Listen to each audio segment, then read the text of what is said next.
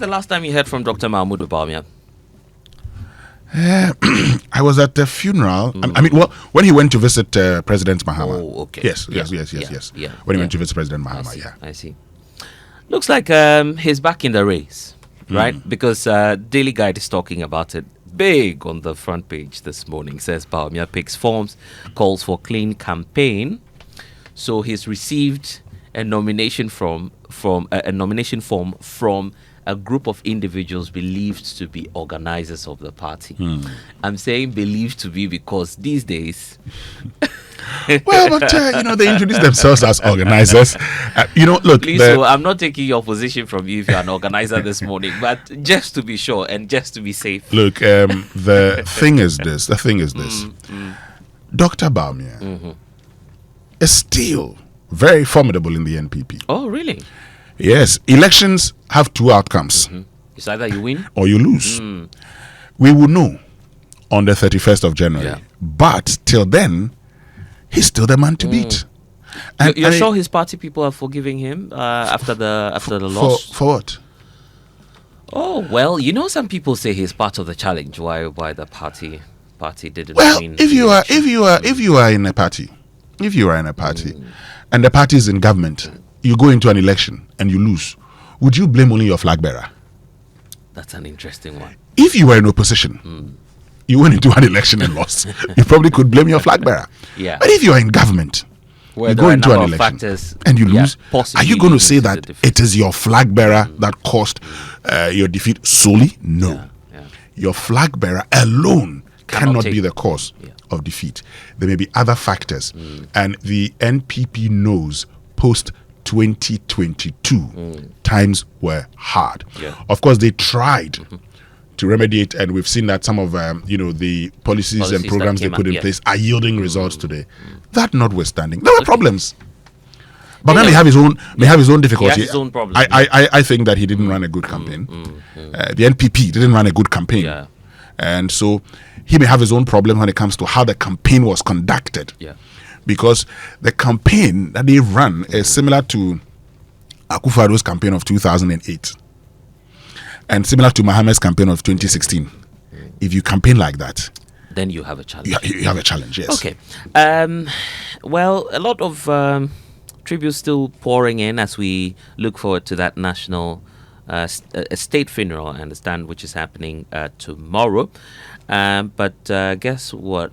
The Chief Justice, Gertrude Tokoni, has also been weighing in. She's moved to a number of places to sign the book of condolence. Then she's also laying wreaths at the Jubilee House. Okay. I don't know if you've watched those videos, but I've very seen them. touching. Yeah. She came there with her husband, and quite a supportive husband she has there. And so, very touching moments. She's also grieving the loss of these individuals and battling a lot of things at the same time. But we wish her the very best. Then the Kwewu Hine is celebrating with supporters on August 17. I'll get the details for you shortly. Then we have Bafo Boni removes Justice Opon from law school that the Daily Guide is talking about. Yesterday, I was asking you that question as to whether or not Justice Opon is being removed or he is leaving office, and you gave that clarity as to what the letter was saying. Yeah, he had indicated that he had wanted to see, his opponent today. So they removed him. He gave an indication that he had been removed. Yeah, he's been removed. Okay, so it's appropriate to say he was removed. Yeah, as you're saying, he was removed. Okay, great. So that's it for Daily Guide. I believe you have some more with you. Yes, I have the Ghanaian Times with me, and the Ghanaian Times this morning, helicopter crash, state funeral for victims tomorrow. We're ready for Akutiaba election on September 2. That's the EC assuring. In sacrifice, they gave their lives. Ghana Armed Forces eulogizes victims of helicopter crash. And the back page says, 3 million children suffer various learning disabilities. That's according to Professor Odro. And prioritize gender mainstreaming across all sectors. That's according to Benes Sam. And by the way, just a reminder that if you would want to be a part of that state funeral tomorrow, the caution is that you'd have to be seated at 7. Yeah, Winston, that's what Shamima told you yesterday. Yes. So you'd have to be there early because there'll be traffic disruptions and some routes might be diverted. So you want to get up early and be that early bird there.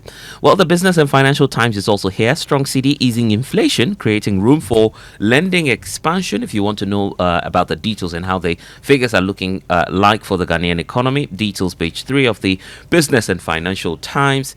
Then there's the talk about the youth ministry, right? Because they seem to be doing a lot and now doing some partnerships with the man who's retiring at age 40, Renak. Oh, okay.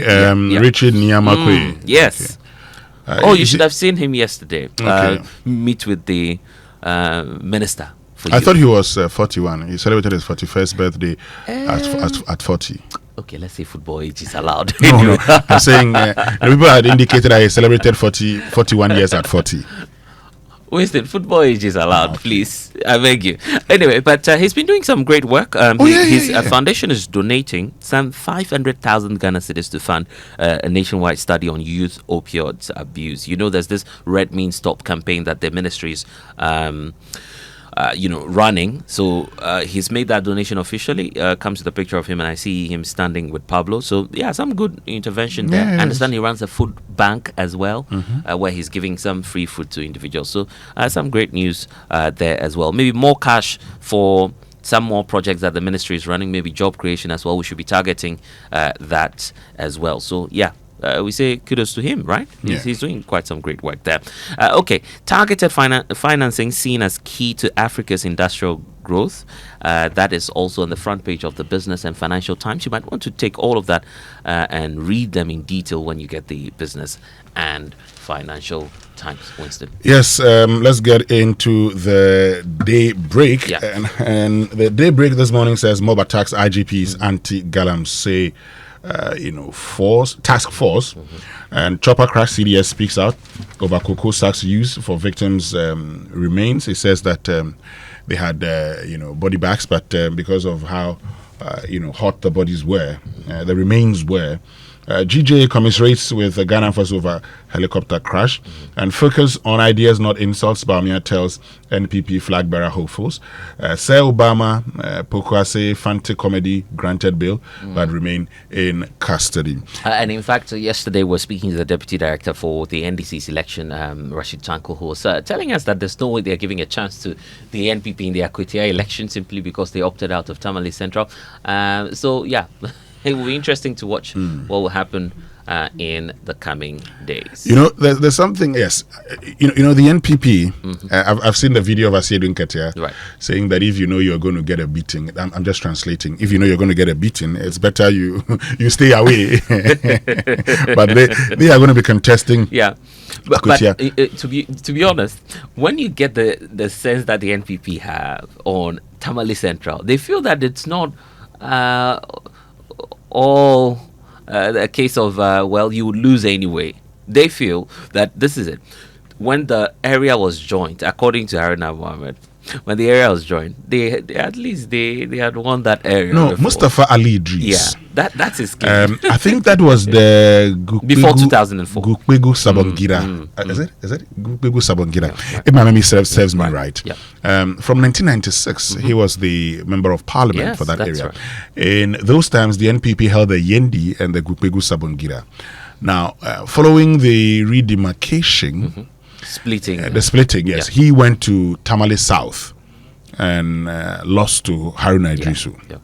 So, yes, the NPP has won what looked like Tamale. The semblance of it. Yeah. Yes, they won Tamale in the past. They won Tamale before. Yeah. That's not in doubt. The truth also is that post 2004, 2002, the NPP's problem in Tamale started post 2002 after the murder of the Yana, when this whole Andani Abudu thing, and became the very politicking obvious. became Very obvious. Right. That's where the NPP's problem started. But we'll save Anyway, this for for later. For our coverage on Tamale Central by-election. You should be on your election headquarters then. You see, and well, let's get into it then. myjoyonline.com. There's also this state in which the Ashanti people have found themselves because they've lost the Queen Mother. So a lot of messages also pouring in at the same time. The Archbishop of Kumasi has also been leading a delegation to console the Asantehene. They've also been offering some prayers for him. So details of that captured on myjoyonline.com. Rashid Tanko has been, pouring more tributes to his boss, who unfortunately fell as part of the 8 heroes that we'll be celebrating tomorrow at the Black Star Square. So he's been talking about that, the fact that he didn't know his boss was going to travel. So that's according to Rashid Tanko Computer. Then the NPP has done something really amazing, right? In a very long time, you don't find political parties visiting each other at their headquarters. But this unfortunate event is, teaching us a lot of lessons. So we find the NPP condemning, first of all, some of the comments that their extremist party members have been saying after the crash, and then they've decided to visit the NDC as well. Just to commiserate with them. So you find all of that on myjoyonline.com as well. And I say this, I beg your pardon. Politics should unite us, not divide us. And so for all of you who are listening, and sometimes the guys who engage in these fights, when I was in Baku in 2020 and somebody had intended to attack us, I told him that, look, I know the people who are on the stage with me. I'm not sure they know you, but I won't fight. Yeah. I won't lose a drop of blood to bring them to Parliament. I will be prepared. If I have to go and vote, I'd go and vote. Okay. If I think the wrong thing is being done, I'd report to the police for sure to deal with that. But I wouldn't lose a drop of my blood. So sometimes let this stick. The people you're fighting for. Killing yourselves. They don't do that too. They are friends. We just need to come to terms that this is an exchange of ideas, and I don't know why it's always difficult for people to understand that politics is just basically the exchange of ideas. So when you come to terms with that, then of course you would understand that there's no need fighting. I mean, how can you? Well, I don't want to repeat the words that these guys were using on that platform. It is certainly not responsible. And even if we're to let them go, at least some caution must be given to them just for them to understand the space in which they are and to understand that, well, we're just friends, we're family, one way or the other, and we're exchanging ideas. That's all we're doing. Well, today will be the final day of the signing of Book of Condolence at various ministries, we understand. So the foreign missions have also been joining in that. It started 2 days ago, actually. It's wrapping up today at the Ministry of Foreign Affairs, and a lot of diplomats have been pouring in also to offer their condolences to the country. The Palestinian state has done that, the United States, Kenya, lots of diplomats pouring in ever since the start of this week. But Cardinal Texan Appiah is also talking about prophecies, and speaking about prophecies, he's giving us a caution. So it says Cardinal Texan urges caution and discernment in interpreting prophecies. I quoted the Most Reverend Professor Kwabena Abuajijedu. That if he gives you the wisdom. Yes, God. The God that gives you the prophecy will give you the wisdom to interpret it. Actually deliver. Go about it. How you go about communicating that. And that's sometimes the problem with many of our people. Yeah. Okay, that's always the issue. Yeah. If God gives you a prophecy, He will show you how to go about it. I believe so. Anyway, Winston, there's also a report released by the U.S. Government, their human rights report. Each year they do that. It appears that this time around they're flagging us over recurring disregard for constitutional protection in terms of how we do our detentions and all of that. So, a bit of a correction. It's actually Very Reverend Asamoah Jedu. Oh, yes, Asamoah Jedu, yes, not yes. Abuaji. Yeah. Abuaji used to be a for the former Methodist Church. Methodist Church. Yes, it's Asamoah Jedu. Very Reverend very Professor indeed. Asamoah Jedu. Yes. And then there's this report I was just pointing to. Details of that on myjoyonline.com. There's a country report on Ghana and our human rights profile released by the U.S. Government or Department of State, if you want to call it as such. They seem to be flagging us on this recurrent disregard for constitutional protection, where in some cases bail is becoming sort of well, you want to call it a punishment or an ordeal for many who are seeking justice. And one aspect that I always find trouble with is the remand, because when Seth Kwame Boateng did his work, some people on remand for, I mean, they have been forgotten. Yeah.